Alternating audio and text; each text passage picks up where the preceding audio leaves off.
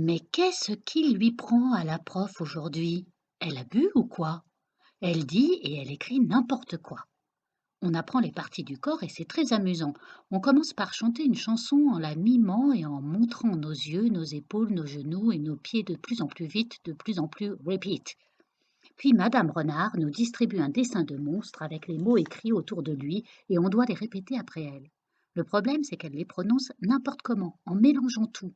Et nous, d'un coup, on répète en se trompant et elle, du coup, elle répète en s'énervant. Mais ce n'est pas notre faute.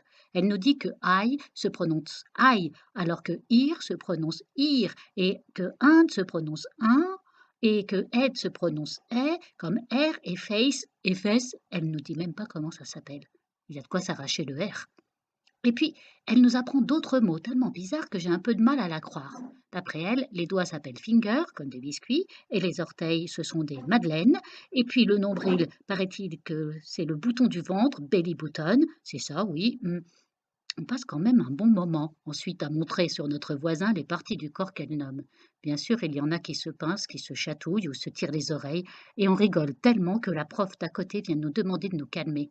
Ça nous fait encore plus rire, surtout de voir la head de la prof qui a l'air à la fois gênée et amusée.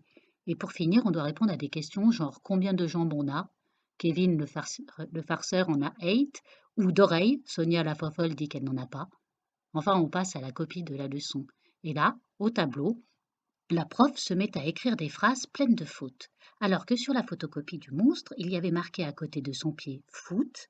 Elle écrit I've got 2 feet. Oui, c'est vrai, on en a deux, mais feet. Pareil pour les dents. Celle, il n'y en a qu'une, du monstre s'appelle tooth, mais au tableau, il y a marqué I've got 28 teeth.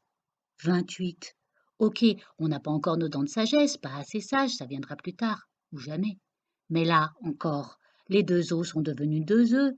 Et le pire, c'est qu'elle souligne feet et teeth, en rouge, comme si elle était fière de son erreur.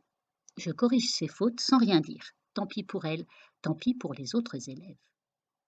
Mais sur le retour, avec Thomas, qui a décidé de venir avec moi jusqu'au centre commercial pour acheter des bonbons, même si c'est pas bon pour notice, comme dit Madame Renard, je me lâche.